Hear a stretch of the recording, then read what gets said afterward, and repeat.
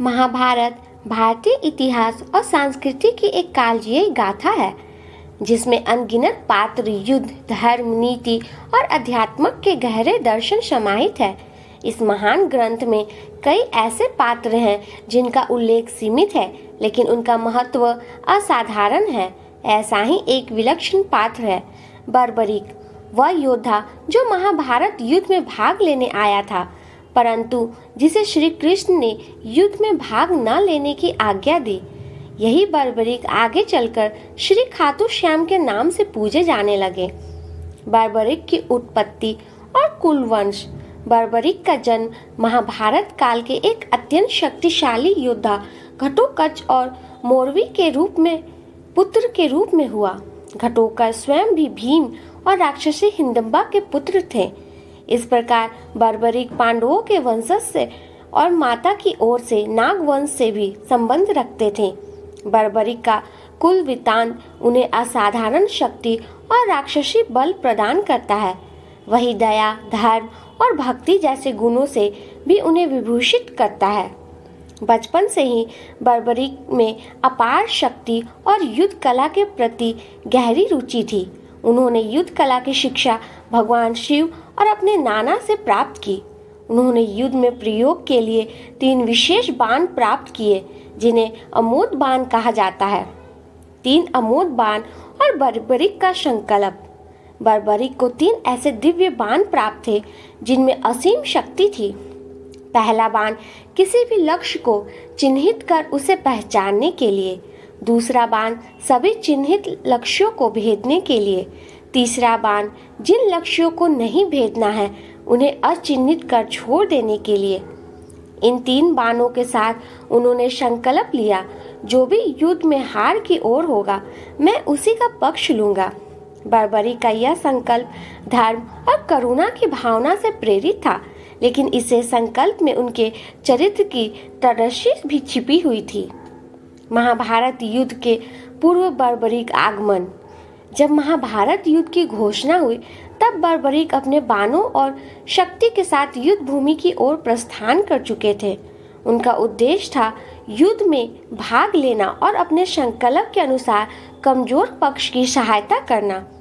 उसी समय श्री कृष्ण, जो युद्ध की नीतियों में और आध्यात्मिक दिशा को नियंत्रित कर रहे थे, युद्ध के परिणाम और उनके भाग लेने वाले योद्धाओं के प्रभाव को भली भांति जानते थे। उन्होंने बर्बरीक की परीक्षा लेने की निश्चय किया। श्री कृष्ण और बर्बरीक का संवाद। कुरुक्षेत्र के समीप श्री कृष्ण एक ब्राह्मण के वेश में बर्बरीक के पास पहुंचे और उनसे उनका परिचय, अस्त्र शस्त्र और युद्ध की योजना पूछी। बर्बरीक ने विनम्रता से बताया कि वह 3 बाणों से ही पूरी सेना को समाप्त कर सकते हैं। श्री कृष्ण ने उनसे कहा, यदि ऐसा है तो युद्ध में जीत किसकी होगी? बर्बरीक ने उत्तर दिया, जिस पक्ष में मैं खुद करूंगा युद्ध, उसी की विजय होगी और मैं तो हारते हुए पक्ष का साथ दूंगा। यह सुनकर श्री कृष्ण को गहन चिंता हुई, क्योंकि यदि बर्बरीक युद्ध भूमि में प्रवेश करता तो वह लगातार पक्ष बदलते रहता और अंततः अकेले ही सारे योद्धाओं को समाप्त कर देता, जिससे युद्ध का उद्देश्य ही समाप्त हो जाता। बर्बरीक का बलिदान। श्री कृष्ण ने बर्बरीक से एक अंतिम दान मांगा, अपना शीश। बर्बरीक, जो कि पहले से ही वीरता और धर्म के पक्ष पर अग्रसर थे, बिना हिचकिचाहट के अपनी गर्दन काटकर भगवान कृष्ण को समर्पित कर दी। श्री कृष्ण ने उन्हें वरदान दिया कि वे युद्ध को शीश के रूप में देख सकेंगे और युगों युगों तक पूजे जाएंगे। बर्बरीक की दृष्टिकोण युद्ध का साक्षी।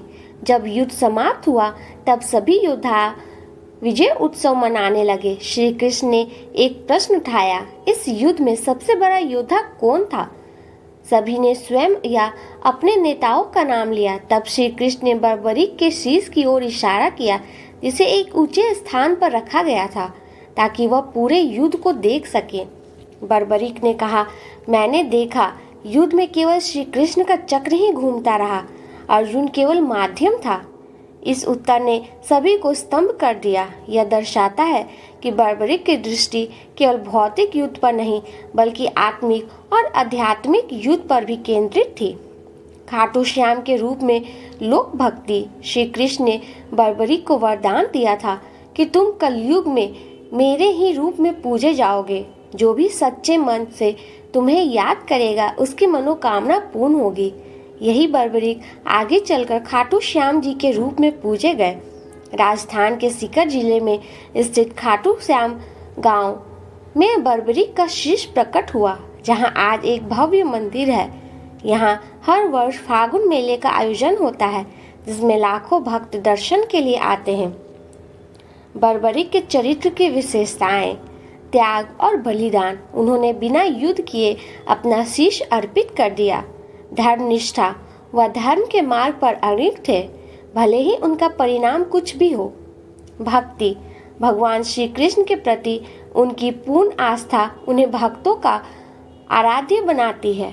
विवेक और दृष्टि, उन्होंने युद्ध को निष्पक्ष दृष्टिकोण से देखा और वास्तविक युद्ध को पहचाना। बर्बरीक की प्रासंगिक आज के समय में, आज बर्बरीक न केवल एक धार्मिक प्रतीक है, बल्कि न्याय, समर्पण, साहस और आस्था के आदर्श भी हैं। उनके जीवन से हम ये सीख सकते हैं कि सच्चा योद्धा वही है जो युद्ध किए बिना धर्म की रक्षा करे और यदि आवश्यक हो तो अपने अहंकार का त्याग कर सके। बर्बरीक का चरित्र महाभारत का वह अध्याय है जो युद्ध के परे जाकर हमें आत्मा, धर्म और ईश्वर के निकट ले जाता है। उनका त्याग, दर्शन और श्रद्धा हमें बताता है कि शक्ति का उपयोग तभी करना चाहिए जब वह पूर्ण विवेक के साथ हो। वे आज भी खाटू श्याम के रूप में असंख्य श्रद्धालुओं के जीवन में आशा और भक्ति का दीप जलाते हैं। जय बाबा खाटू श्याम।